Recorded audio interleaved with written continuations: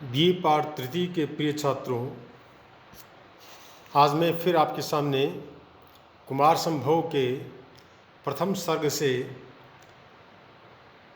16 से लेकर 20 तक के श्लोकों को व्याख्यायित करने हेतु उपस्थित हुआ हूँ। प्रिय बच्चों, जैसा कि आपको विदित है, प्रथम सर्ग में हिमालय के सौंदर्य का, हिमालय की वनस्पतियों का, हिमालय के अंदर रहने वाली जनजातियों का, हिमालय के अंदर अन्य प्राप्त होने वाली विशेषताओं को लेकर के महाकवि ने यहाँ पर वर्णन प्रारंभ किया है। 16वां श्लोक आपके समक्ष उपस्थित है। सप्तर्षि हस्तावचितावशेषा ण्यधो विवस्वान् परिवर्तमानः पद्मानि यस्याग्र सरोरुहाणि प्रबोधयत् यूर्ध्वमुखैर्मयूखैः। सप्तर्षि हस्तावचितावशेषाणि यस्य अग्रसरोरुहाणि पद्मानि अधः परिवर्तमानः विवस्वान् ऊर्ध्वमुखैः मयूखैः प्रबोधयति। इसका हम वाच्य परिवर्तन करें तो अग्रसरोरुहाणि पद्मानि अधः परिवर्तमानेन विवस्वता प्रबोध्यन्ते।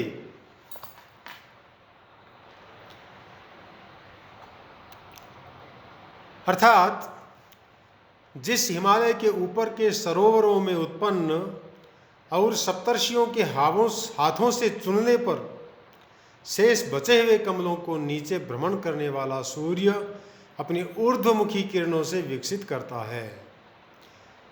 यहाँ इस श्लोक को पढ़ते हैं तो ऐसा ज्ञात होता है जैसे उस समय विज्ञान चरमोत्कर्ष पर था। जो कमल के पुष्प हैं या वनस्पतियां हैं, सूर्य के प्रकाश को प्राप्त करके ही विकसित होती हैं या खिलती हैं। यही बात यहाँ पर महाकवि कालिदास कह रहे हैं। यहाँ पर कुछ खास शब्द हैं जिनके विषय में हमें चर्चा कर लेनी चाहिए। सप्तर्षि, सप्त च ते ऋषय च सप्तर्षयः, द्विगु समास है यहाँ पर।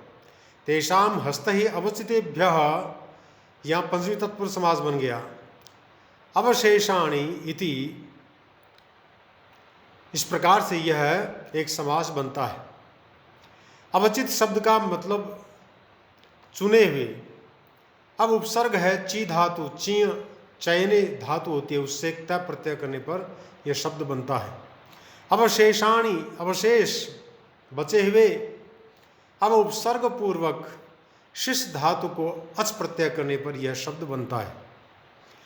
इसी प्रकार से विवस्वान शब्द भी वी उपसर्ग पूर्वक वस धातु जिसको मतु प्रत्यय करें तो यह शब्द बनता है। सूर्य का नाम है। परिवर्तमानः, परि उपसर्ग पूर्वक वृत धातु को वर्तमान काल के अर्थ में सानस प्रत्यय की प्राप्ति हुई है और मुख का आगम होकर यह शब्द परिवर्तमान है, ऐसा बनता है।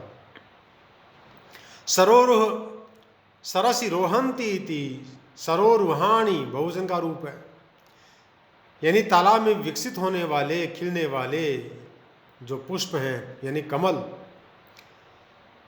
तो रूह धातु से क प्रत्यय करने पर रूह शब्द बनता है। तो सरस यहाँ पर क्या उपसर्ग उपपद है। प्रबोधयति, प्र उपसर्ग पूर्वक बुध धातु को जो कि निजंत है, प्रेरणार्थक है, उसको वर्तमान काल के अर्थ में यहाँ पर लट लकार का तिम प्रत्यय प्राप्त हुआ है। इस प्रकार से महाकवि कालिदास कहते हैं कि whose lotuses growing in the lakes on his highest summits and left after being plucked by the hands of the Saptarshi, the seven sages, the sun revolving below opens by his updarted rays। फिर कहते हैं यज्ञांग योनित्वमवेक्ष यस्य सारं धरित्री धरणक्षमं च प्रजापति कल्पित यज्ञ भागम शैलाधिपत्यम स्वयमन्वतिष्ठत्। इसका अन्वय है यस्य यज्ञांग योनित्वम धरित्री धरण क्षमम सारम च अवेक्ष प्रजापति ही स्वयं एव कल्पित यज्ञ भागम शैलाधिपत्यम अन्वतिष्ठत्। महाकवि कालिदास कहते हैं कि जिस हिमालय का यज्ञांग अर्थात सोमलता आदि पैदा करने वाला या पैदा करने का सामर्थ्य और पृथ्वी की धारण करने योग्य बल को देखकर प्रजापति यानी विधाता ने, ब्रह्मा ने स्वयं एवं जिसमें यज्ञ का भाग कल्पित है, ऐसा शैलाधिपत्य यानी पर्वतों का अधिपति राजा यानी स्वामित्व जो है वह उसको प्रदान किया। अर्थात हिमालय पर्वत को पर्वतराज क्यों कहा जाता है, शैलाधिपति क्यों कहा जाता है, इसका एक कारण बताया है कि जो हिमालय पर्वत है उस पर यज्ञांग के रूप में काम आने वाली जितनी भी औषधियाँ हैं, सोमलता आदि आदि, वे सब वहाँ पर उत्पन्न होती है। उसका उत्पन्न करने का सामर्थ्य हिमालय में है। इस कारण से शैलाधिपति उसको कहा गया है। और किसी पर्वत पर इस प्रकार की वनस्पतियाँ उत्पन्न नहीं होती हैं। यहाँ कुछ खास शब्द आए हैं। यज्ञ शब्द यश धातु से नए प्रत्यय करने पर बनता है। योनित्वम, योने भाव है योनित्वम, तस्य भावस्त्वतरव सूत्र से यहाँ पर भाववाचक शब्द बनाने के लिए त्व प्रत्यय का विधान योनि शब्द से लग करके बना है। अवेक्ष, अब उपसर्ग पूर्वक ईक्ष धातु से ल्यप प्रत्यय करने पर अवेक्ष शब्द बनता है। धरित्री, ध्री धातु से त्रिच प्रत्यय करने पर और स्त्रीलिंग की विवक्षा में ङी प्रत्यय करने पर धरित्री ऐसा शब्द बनता है। धरण, ध्री धातु से ल्युट प्रत्यय करने पर धरण शब्द बनता है। इसी प्रकार से प्रजा, प्रकर्षेण जायन्ते इति प्रजाः, जनि प्रादुर्भावे धातु से ड प्रत्यय करने पर यह शब्द बनता है। उपसर्गे च संज्ञायाम सूत्र से ड प्रत्यय की प्राप्ति होती है। पति ही, पाते इति पति, जो रक्षा करता है वह पति है। पा धातु से तिन प्रत्यय करने पर यह शब्द बनता है। कल्पित, कृप धातु से तय प्रत्यय करने पर यहाँ पर यह शब्द बनता है। और कृपोरोलह, इस सूत्र के द्वारा यहाँ पर जो रेफ है उसको लकार आदेश हो जाता है। आधिपत्यम, अधि उपसर्ग पूर्वक पति से यहाँ पर यज्ञ प्रत्यय होने पर यह शब्द बनता है। समास की बात करें तो यज्ञांगानाम योनि इति यज्ञ योनि, षष्ठी तत्पुरुष समास है यहाँ पर। तस्य भावः तत्वम कल्पिता है, यज्ञ भागः यस्मिन् तथोक्तम, बहुव्रीहि समास हो गया। शैलानाम आधिपत्यम इति शैलाधिपत्यम, षष्ठी तत्पुरुष समास है यहाँ पर। इस प्रकार से महाकवि कालिदास ने हिमालय पर्वत को किस कारण से पर्वतराज की उपाधि प्राप्त हुई है उसके विषय में यहाँ पर उन्होंने बताया है। फिर यहाँ पर कुमार संभव महाकाव्य जो है उसकी कहानी का प्रारंभ किया जा रहा है। यहाँ तक हिमालय का विस्तार से वर्णन किया और अब कुमार संभव नामक जो ये महाकाव्य है इसकी मूल जो कथा है उसका प्रारंभ किया जा रहा है। समानसीं मेरु सख पितॄणां कन्यां कुलस्य स्थितये स्थितज्ञः मेनां मुनीनामपि माननीयां आत्मानुरूपां विधिनोपयेमि।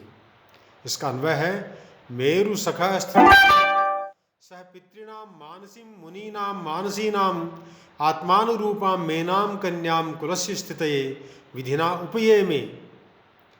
अर्थात सुमेरु पर्वत के मित्र और मर्यादा के जानने वाले उस हिमालय ने पितरों के मनःसंकल्प से उत्पन्न हुई मुनियों के द्वारा भी सम्मान योग्य अपने कुलशील के अनुरूप मेना नाम की कन्या से वंश प्रतिष्ठा के लिए विधिवत विवाह किया।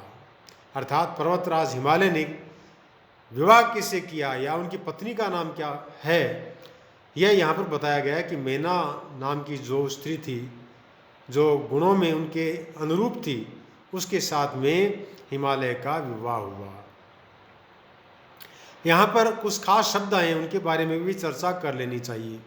मानसीम, मनसः इयम इति मानसी, ताम इति मानसीम द्वितीया का एकवचन का रूप है, और मनस शब्द से अण प्रत्यय किया तथा फिर स्त्रीलिंग की विवक्षा में नी प्रत्यय करने पर मानसी शब्द बनता है।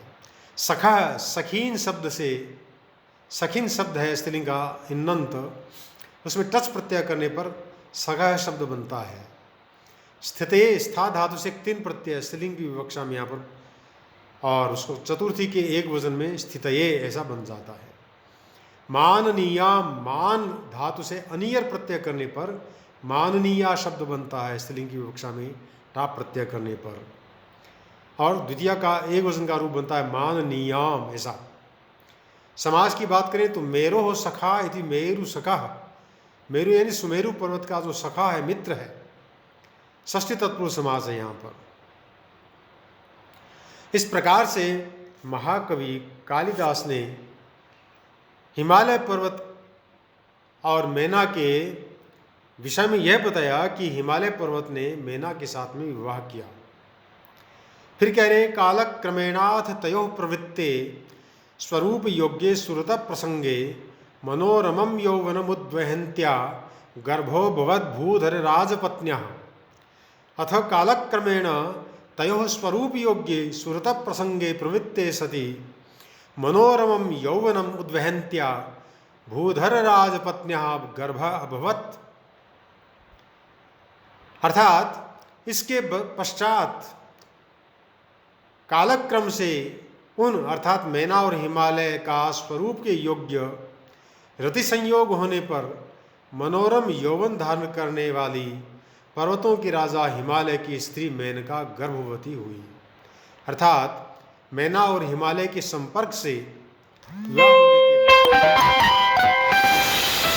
विवाह होने के बाद गर्भ धारण किया गया।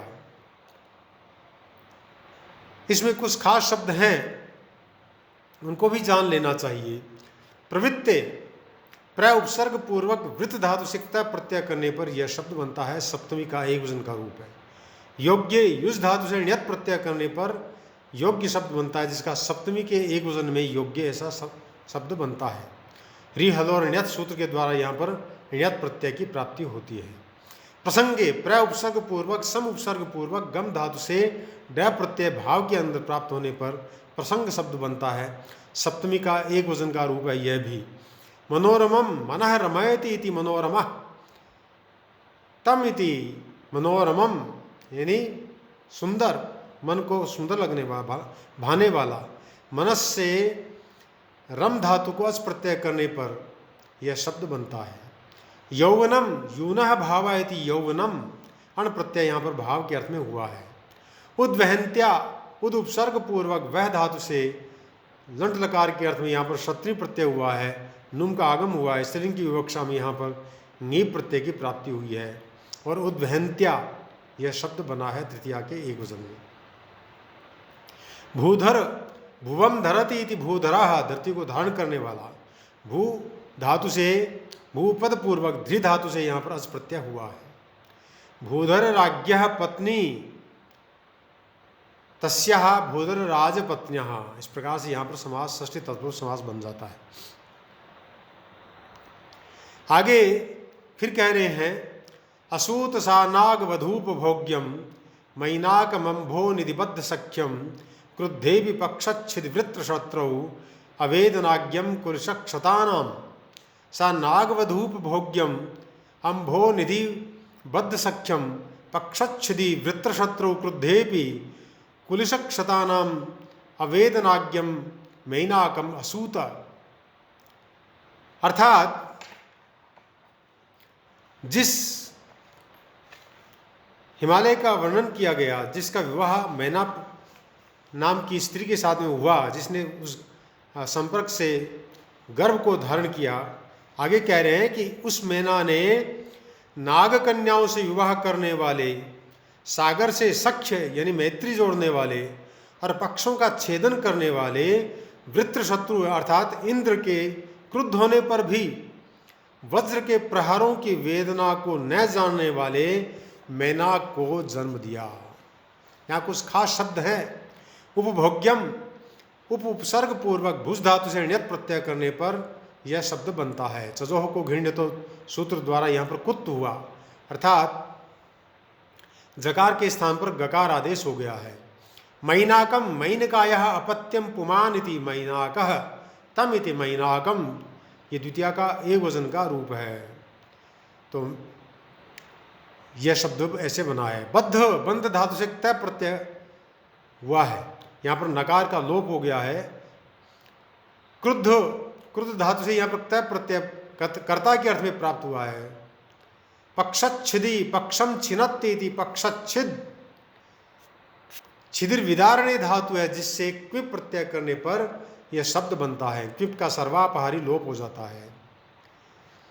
और अवेदनाज्ञम जानाति इति ज्ञः, वेदनाम न जानाति इति अवेदनाज्ञः तम इति, इस प्रकार से यह शब्द बना है। क्षत, यहाँ पर क्षण धातु से तय प्रत्यय करने पर यह शब्द बनता है। समास की बात करें तो यहाँ पर बद्धम सख्यम ये न स बहुव्रीहि समास है। बद्ध सख्यम, अम्भो निधिना बद्ध सख्यम, यहाँ तृतीया तत्पुरुष समास हो गया है। अम्भो निधि बद्ध सख्यम। इस प्रकार से महाकवि कालिदास ने अपने कुमार संभव के प्रथम सर्ग में हिमालय पर्वत की शोभा का वर्णन करने के पश्चात जो मूल कथा है उसका प्रारंभ किया है। इसकी आगे की कथा हम अग्रिम वीडियो में पढ़ेंगे। तब तक के लिए जयतु भारतम, जयतु संस्कृतम।